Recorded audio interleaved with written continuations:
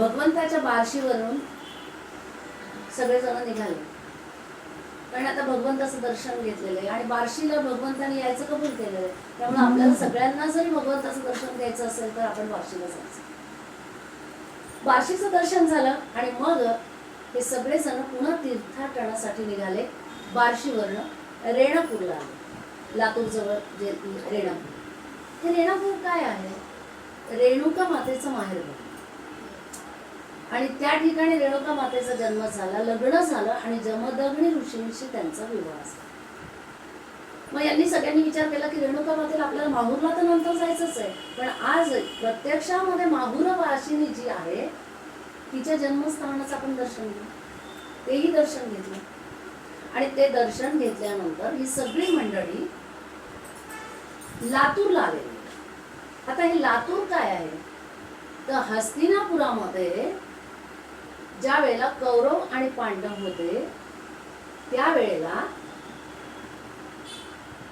धृतराष्ट्राने विचार केलेला होता की या पांडवांना सही सलामत आपल्यापासून बाजूला करायचं. काय करता येईल, कारण माझ्या मुलांना तर राज्य मिळालं पाहिजे.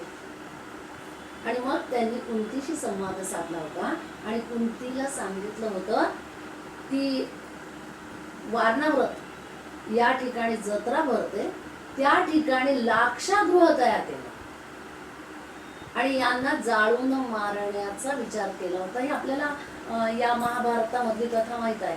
ते लाक्षापूर हे लातूर, आज त्याचा अपभ्रंश लातूर असं झालं. मग लातूरला आले ते आणि लातूरला आल्यानंतर मधल्याच कालखंडामध्ये परळी वैजनाथाचं दर्शन घ्यायचं आणि लातूरला आल्यावर मग अंबेजोगाई कशाला सोडायची, म्हणून मग त्या अंबेजोगाईच्या मातेचं दर्शन घेतलं आणि त्या मार्गाने जेव्हा ते निघाले त्यावेळेला पुन्हा विचार केला की आता या मार्गाने जाऊन आपण औंढा नागनाथचं घेऊ, कारण परळी वैजनाथाचं दर्शन झालंय. आता औंढा नागनाथला यायचं आणि औंढा नागनाथाचं दर्शन घ्यायचं. ज्ञानेश्वर माऊली, नामदेव सगळेजण आहेत. आता जेव्हा लातूरला माफ करा औंढा नागनाथला आले त्यावेळेला विसोबा केचर आजपर्यंत औंढा नागनाथ येथेच आहे. मग ज्ञानेश्वर माऊलींनी सांगितलं नामदेवांना की काही असो, आज आपण आपल्या गुरूंच्या दारामध्ये आलेले आहोत.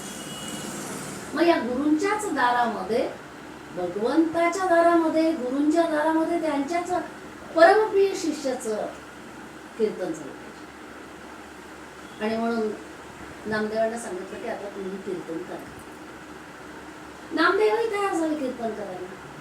पण औंढा नागनाथ येथे कीर्तन करत असताना कीर्तनाला सुरुवात केली आणि त्यावेळेला विचार केला त्यांनी की मग या कीर्तनासाठी आपण कधी पोहोचलो. तर भगवंताची इच्छा कशी आहे की शिवरात्रीला चालवलं जातं. मग शिवरात्रीसाठी आपण शिवरात्री कथा धन्य जे ऐकती इच्छिले पावती सर्व काही हा अभंग त्यांनी कीर्तनासाठी घेतला. की शिवरात्रीची कथा करायची असेल तर ज्यांनी कथा ऐकलेली आहे त्यांना त्यांच्या इच्छा पूर्ण करणारं सगळं फलित भगवंत देतो. त्यांचं कीर्तन सुरू झालं. पण कीर्तन सुरू झाल्याचाच क्षणाला औंढा नागनाथ येथे पूजा करणारे ब्राह्मण वर्ग आले आणि त्यांनी बघितलं ते नामदेव यांचं कीर्तन पंढरपूरला होतं. मग आपल्या दारात काय करायचं यांचं कीर्तन. बरं, यांचं कीर्तन सुरू असताना एवढी गर्दी जमलेली आहे, देवाला नैवेद्य दाखवायला जात असताना आपल्याला शिवाशिव होईल काही का असे ना, आणि लगेच त्या ब्राह्मण वर्गाने या नामदेवांना सांगितलं की थांबा थांबा थांबा, तुमचं कीर्तन करायला हे काही पंढरपूर नाही आहे. हवं तर ही आमची जागा तुम्ही रिकामी करा आणि हवं तर तुम्ही बाहेर जाऊन कीर्तन करा. हा, पण बाहेर म्हणजे बाहेरही नाही, देवळाच्या मागे जाऊन कीर्तन करायचं. नामदेवांना जरा वाईट वाटलं. विचार केला भगवंताला की भगवंता तुझं कीर्तन करायचं असताना ते लोक आम्हाला जातीवर्ण बोलतायत. मूळ स्वरूपामध्ये जे खरं ब्राह्मणत्व स्वीकारले आहे ते जातीपातीवर बोलतच आहे. ज्ञानेश्वर त्यांच्या सोबत आहे. मग जातीपातीचा विचार करण्याचा प्रश्नच नाही. पण नामदेवांना जेव्हा या कीर्तनापासून वंचित करत होते त्यावेळेला चला उठा म्हणले आणि सगळे जण औंढा नागनाथला मंदिराच्या मागे गेले आणि कीर्तन सुरू केलं. पण कीर्तन सुरू केलं त्यावेळेला मंदिराच्या आत जो अभंग घेतलेला होता तो अभंग त्यांनी घेतला नाही, अभंग बदलला. आणि त्या बदललेल्या अभंगामध्ये पांडुरंगालाच प्रत्यक्ष बोलवलं आणि प्रत्यक्ष सांगतायत की हीन दिन जात मोरी पंढरी ते राया ऐसा तुमने नामा दर्जी कायको बनाया. पंढरीच्या रायाला त्यांनी एक प्रश्न विचारला की अरे तुझ्याच दारामधून मला तू जन्म दिलेला असताना अशा हीन जातीत मला का जन्माला दिलेला आहेस? कारण तुझं कीर्तन करायचं म्हटल्यानंतर हा ब्राह्मण वर्ग आम्हाला मागे जा म्हणतोय. भगवंताला हा प्रश्न विचारण्यासाठी कीर्तन करत असताना साक्षात पांडुरंग आले. घडलं का मग? अहो ज्या वेळेला त्या आर्त भावनेनं भगवंताला हा प्रश्न विचारत नामदेवांनी कीर्तन केलं त्यावेळेला एक चमत्कार घडला. तो म्हणजे प्रत्यक्ष स्वरूपामध्ये औंढा नागनाथचं मंदिर हे मागे कीर्तन करत होते, मंदिराचा दरवाजा बदलला, मंदिराचं तोंडच यांच्याकडे आहे. आज तागायत औंढा नागनाथ येथील मंदिर याच पद्धतीचं आहे. म्हणजे जे भक्त भगवंताची आराधना करतात ते भगवंताला प्रियच असतात, त्याच्यासाठी भगवंत चमत्कार करून दाखवतात. नामदेवांना निकरानं भांडणाऱ्या देवानं हवं ते फलित दिलं. कीर्तन झालं, सगळे समाधानी झाले, सगळ्यांनी प्रसाद ग्रहण केला आणि मग प्रत्यक्ष देऊळ फिरवला. हा चमत्कार भगवंताने भक्तासाठी दाखवला. यांची यात्रा त्या ठिकाणी पण सांगता पूर्ण झाली आणि मग ते पुन्हा निघालेले आहेत मातापूरला. इथं आले. मातापूर इथं किल्ला आहे, दत्तात्रयाचं स्थान आहे, रेणुका मातेचं. परशुरामाच्या आईचं मंदिर मातापूर इथंही आहे, रेणुका मातेचं. आणि इथंच रेणुका देवीनं चितेमध्ये प्रवेश केला म्हणून ते मातापूर प्रसिद्ध आहे. तिथं माता कुंड आहे, त्या कुंडाचं दर्शन घेतलं. जवळच एक पैनगंगा नदी आहे, त्या पैनगंगा नदीमध्ये स्नान केलं. आता मातापूर काय? अहो हे आपलं माहूर. त्या माहूरचं दर्शन घेतलं त्यांनी आणि माहूर झाल्यानंतर ही सगळी मंडळी आता लोणार मार्गावर आली. आपण हे सगळं का बघतोय? कारण ज्ञानेश्वरांनी कोणत्या कोणत्या ठिकाणी तीर्थाटन केलेलं आहे हे आपल्याला सगळं माहिती पाहिजे. ते माहीत होत असताना त्या प्रत्येक ठिकाणचा संदर्भ काय आहे हे आपल्याला कळलं पाहिजे. लोणारला, या लोणारला लवणासूर नावाचा राक्षस होता. त्या राक्षसाचा वध रामाचे बंधू शत्रुघ्न यांनी केला. तिथे एक सरोवर आहे, त्या सरोवरामध्ये या लवणासुराला पालथा पाडलं, त्याला बुडवून बुडवून असं वरतून मारलं. त्यावेळेला त्या मारण्याचा परिणाम असा झाला की त्याच्या दोन्ही जे कोपरं आहेत ना त्या कोपरांपासून 2 विहिरी आणि गुडघ्यांपासून 2 विहिरी अशा 4 विहिरी त्या सरोवरामध्ये निर्माण झाल्या. बरं, ते सरोवर आटलं, आजही ते सरोवर आहे. ते सरोवर आटलं की त्या विहिरी उघड्या पडलेल्या दिसतात आणि त्या विहिरीमधून 52 प्रकारचा खार बाहेर येतो. आजही लोणारमध्ये पापड तयार करायचा असेल तर त्या लोणार मधून निघालेल्या पाण्याचा तो पापड खार म्हणून वापर करतात. ते केलेले पापड म्हणतात. ते कधीही त्यांना म्हणजे विचित्र अवस्था येत नाही, बुरशी वगैरे लागत नाही. पण त्या ठिकाणी पुन्हा अजून एक तिथं समज असा आहे की तिथे एक गोमुख आहे, त्या गोमुखामधून अखंड एक धारा येते पाण्याची आणि त्या धारेवर आजही लोणार क्षेत्रामधले संपूर्ण शेती चालते, बागायती शेती त्या ठिकाणी चालते. रामायणामध्ये सीतेनं त्या ठिकाणी स्नान केलं म्हणून तिथं सीतेची नाहणी आहे. आणि अजून एक प्रसंग असा आहे की तिथं ज्या 2 विहिरी आहेत त्या 2 विहिरीमध्ये एका विहिरीला खारं पाणी आहे आणि एका विहिरीला गोड पाणी आहे. त्यांना सासू सुनेची विहीर असं म्हणतात. त्या दोन्ही विहिरींचं पाणी कधीही एकत्र येत नाही. बरं, त्यात अजून एक समज आहे की त्या तळ आहे ना, त्या तळ्यामध्ये जर हे गोड पाणी गेलं तर लवणासूर जिवंत होईल असं सांगितलेलं. कित्येक लोकांनी तो प्रयोग करून बघितलेला आहे की ते गोड पाणी सरोवरामध्ये त्या गोड पाणी सरोवरामध्ये सोडण्याचा प्रयत्न केला, परंतु ते पाणी तिथे जात नाही, नेत असतानाच जमिनीमध्ये आटलं. या लोणारचं दर्शन घेतलं आणि तीर्थयात्रा करत करत संतांच्या अभंग गात गात तीर्थयात्रा करत करत आता ही मंडळी निघालेली आहे. तेव्हा ते तापी संगमावर आले आणि तिथून बऱ्हाणपूर मार्गे ओंकारेश्वरला जायला. जाताना सातपुडा पर्वत लागला. आता या सातपुडा पर्वतामध्ये एक घटना घडली. हा जो सातपुडा पर्वत आहे, त्या सातपुडा पर्वताच्या भागामध्ये हरपाल नावाचा एक भिल्ल राहायचा. हा भिल्ल पंढरपूरच्या पांडुरंगाचा शिष्य. पण हा भिल्ल काय करायचा, तर तो त्याचा उदरनिर्वाह कसा चालायचा, तर त्या पर्वताच्या रांगेमध्ये कोणीतरी वाटसरू आले की त्यांना रोखायचं, त्यांना लुटायचं, त्यांच्याकडचं सगळं लुटमारीचं धान्य घ्यायचं, लुटमारीचे पैसे घ्यायचे, ते बाजारात जाऊन त्याचं धान्य खरेदी करायचं, जे लागेल ते पोटापुरतं खायचं आणि उरलेलं जे आहे ते सगळं ब्राह्मणांना किंवा इतरांना दान देऊन ठेवायचं, दुसऱ्या दिवशीसाठी काही ठेवायचं. बरं, हा विठ्ठलाचा भक्त असल्या कारणाने काय व्हायचं की येणारा लुटमार करणाऱ्यांना ते विचारायचं, पंढरपूरच्या विठ्ठलाला ओळखता का? जर तो वाटसरू म्हणला हो मी त्याचा भक्त आहे, तर त्याला सोडून द्यायचं. त्याचा नियम. आज गंमत अशी झाली आहे की वाटसरू रस्त्याने येत आहेत असं याने बघितलं, वाटसरू कोण आहे, ती सगळी संत मंडळी, ज्ञानेश्वर, नामदेव, त्यांच्या बरोबर असणारे सगळे संत, मुक्ताबाई, सोपान, सगळे निवृत्तीनाथ, ते सगळे, ही सगळी संत मंडळी आलेली आहे. आता ते समोरून येत असताना याला वाटलं आज आपली मजा असेल, फार लोक यायला लागले.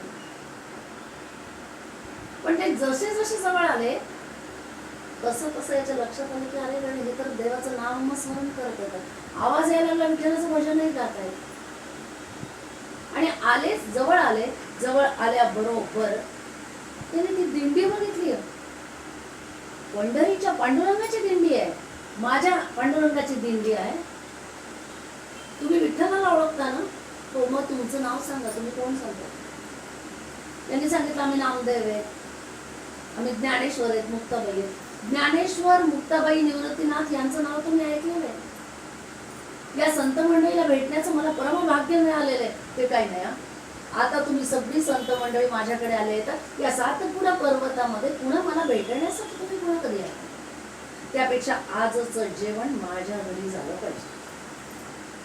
सगळ्या संत मंडळींना हरपालांनी निमंत्रण दिलं, आमंत्रण दिलं, माझ्या घरी चला म्हणले. या संत मंडळींना वाटलं की हा एवढं अगदी काकुलतीला येऊन म्हणतो, काय हरकत आहे याच्या घरी जायचं. सगळ्या संत मंडळींना हरपाल घरी घेऊन आला. बायकोला सांगितलं बघ किती संत मंडळी आलेली, जेवणाची व्यवस्था कर. आता बायको म्हणते अहो तुम्हाला कळतं का घरात काय आहे ते, आपलं काय ठरलेलं असतं, सकाळी लूटमार करायची, आलेलं जेवण करायचं आणि रात्री काहीच नाही. आता काय तुम्ही आणा मी करते. आता हा हरपाल मनातल्या मनात पांडुरंगाचा धावा केला आणि पांडुरंगाला सांगितलं की आता मी निघालो, आता मला मोठा धनिष्ठ मिळाला पाहिजे. बायकोला सांगितलं इकडं मी आणतो, तू काही काळजी करू नको. संत मंडळींना सांगितलं की तुम्ही आता थांबा, निवांत तुमचं काही चालू द्या. आणि हा त्या सातपुडा पर्वतामधून, त्या रांगेमधून चाललेला आहे आणि भगवंताला म्हणतो भगवंत आज साधी सुधी लुटणार नको, मला मोठा धनी पाहिजे. भगवंताला साकडं घातलं. भगवंताचं नामस्मरण करून चोऱ्या करणाऱ्यांना सुद्धा भगवंत कशी कृपा करतो हा सारखी सारखी आठवण करतात. इकडं विठ्ठलाला वाटतंय कोण भक्त आठवण करतं. विठ्ठलाने सांगितलं रुक्मिणी मातेला चला निघायचंय.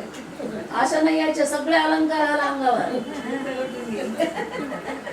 रुक्मिणी मातेनं सगळे अलंकार घातले. भगवंत पुन्हा पुन्हा वापरून बघतात काय राहिले का, अंगठी घातली का, कानातले घातले का, गळ्यातलं घातले का, भरपूर दागिने घाला. निघता निघता भगवंत म्हणतात अहो ऐकलं का, ते आपले कंठे पण माझ्या अंगावर घाला ना. सगळे अलंकार भगवंताने घातले, सगळे अलंकार रुक्मिणी मातेने घातले. एका बैलगाडीमध्ये बसले आणि खळखळ खळखळ खळखळ खळखळ आवाज करत करत बैलगाडी सातपुडा पर्वतात दाखल झाली. चुमचुम चुमचुम छन छन छन छन असा आवाज येतो आहे.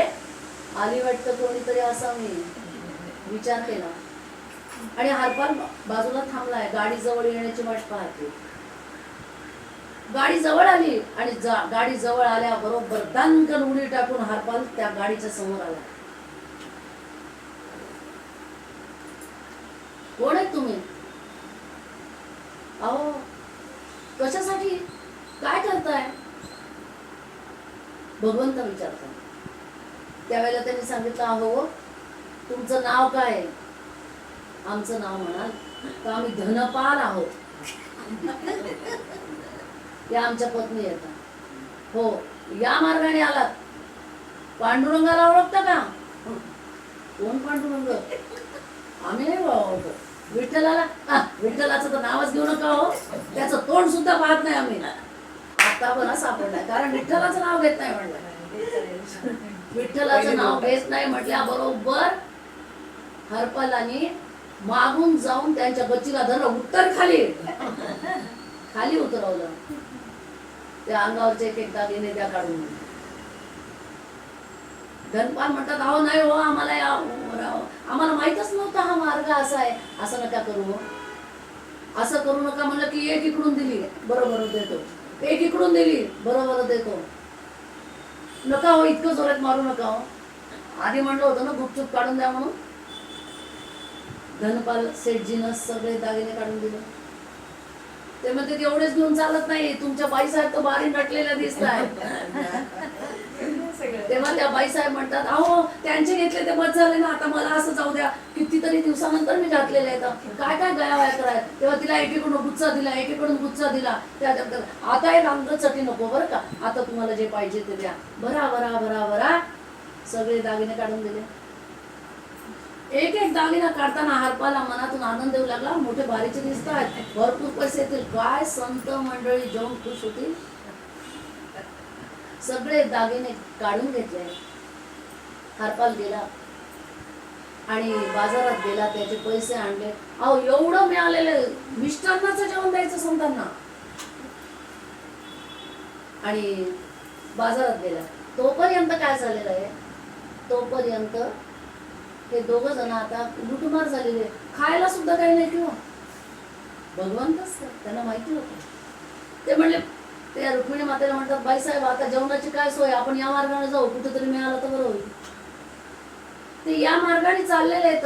आवाज येतोय खळखळ खळखळ. ज्ञानेश्वर माऊलीने आवाज ऐकला आणि सावतोबाला म्हणतात सावतोबा बघा बरं, ते चेहऱ्यावर तर ओळखीचे वाटतात, काहीतरी चाललेले आहेत, का बरं या मार्गाने चाललेले. सावतोबा जेव्हा त्या धनपाल सेठजी जवळ गेले त्यावेळेला त्यांना म्हणतात का ऐकून अहो तुम्हाला काय सांगावं. कोणी तो हरपाल. आता बघा नाव कसं कळालं, भगवंत. अहो त्या हरपाला नावाचे कोणी भिल्ल आहेत ना, त्यांनी सगळं लुटलं, काही सुद्धा ठेवलं नाही. अशी भूक लागली आहे. त्यावेळेला सावता माळी म्हणतात अहो म्हणून तर आमच्या ज्ञानेश्वर नाव नाही बाबा, आपण तुम्हाला सोडतो, जाऊ द्या, जेवायचं आहे ना. हा याच्यासाठी तुम्ही कोणाला ओळखा का ना ओळखा, आम्हाला तिचं जेवण आहे आमच्या बरोबर. धनपाल सेठ म्हणतात रुक्मिणी मातेला बाईसाहेब याची तर सोय झाली, पुढचं पुढे बघता येईल चला. आणि आले ते त्या संत मंडळीमध्ये हेही आपले गुपचूप बसले. हरपालाने जाऊन सगळं सामान खरेदी करून आणलं. केवढा आनंद व्हायला लागलाय. भगवंताला चारदा म्हणतात भगवंता फार धन्यवाद, आज फार मोठी असं मी पाठवली आहे, आता पुन्हा कधी म्हणायचं कामच नाहीये. आणि मग जेव्हा ते आले, चांगला मिष्टान्नाचा स्वयंपाक झाला आणि जेवायला सगळी मंडळी बसली त्यावेळेला ज्ञानेश्वर माऊलींनी या धनपालाला आणि त्यांच्या पत्नीलाही बसवलेलं होतं. त्यावेळेला ज्ञानेश्वर माऊली म्हणतात हरपालाला की आता संकल्प सोडा, कारण तुम्ही एवढ्या संत मंडळीला जेवायला बोलवतात, संकल्प सोडा. परब्रह्म हे म्हणून त्यांनी संकल्प सोडल्या बरोबर ज्ञानेश्वर माऊली म्हणतात हरपाल किती भाग्यवान आहेस रे तू. का बघ नको ना, यांना तर आम्ही बोलवलेलं नव्हतं, याला तर कुठलं होतं ना, हा पुन्हा इथं कशाला आला. त्यावेळेला ज्ञानेश्वर माऊली म्हणतात हरपाला एवढा भाग्यवान आहेस, प्रत्यक्षात परब्रह्माला जेवायला बोलवलेस तू. हे परब्रह्म कोण आहेत बघ, परब्रह्म दर्शन द्या म्हणून ज्ञानेश्वर माऊलीने हात जोडले. त्यावेळेला साक्षात प्रत्यक्ष पांडुरंग अवतीर्ण झाले. आता मात्र धनपालाची घाबरमोडी सुनाली, कारण म्हणतात भगवंता तुम्ही भगवंत आहे. अहो किती गुच्छे मी मारले, किती बुद्धे मारले, भगवंता तुम्हाला लागला, भक्तासाठी तुम्ही काय सहन केला. आणि लगेच रुक्मिणी मातेकडे बोलतात माता माऊली माफ करा आम्हाला, आम्ही तुम्हाला गुच्छे देऊन देऊन तुमचं धन लुटलंय. त्यावेळेला भगवंत म्हणतायत प्रत्यक्ष परब्रह्माच्या भोजनासाठी आणि संत मंडळीच्या जेवणासाठी तुम्ही हे कार्य केलेलं आहे. हरपाल म्हणतोय भगवंता मला आता आयुष्यात काही मागायचं नाही आहे. आणि त्याच क्षणाला हरपालाने नतमस्तक होऊन क्षमा मागितली, वाट माळी सोडली आणि ज्ञानेश्वर माऊलीच्या दिंडीमध्ये ते सामील झाले. गोपाल कृष्ण भगवान की जय. ज्ञानेश्वर माऊलींनी ज्या पद्धतीनं भगवंताने ज्या पद्धतीनं हरपालावर कृपा केली तशीच तुम्हा आम्हा सर्वांना भगवंत करो अशी आपण भगवत चरणी प्रार्थना करूया. आणि आजच्या वाणीला गोपाल कृष्ण भगवान.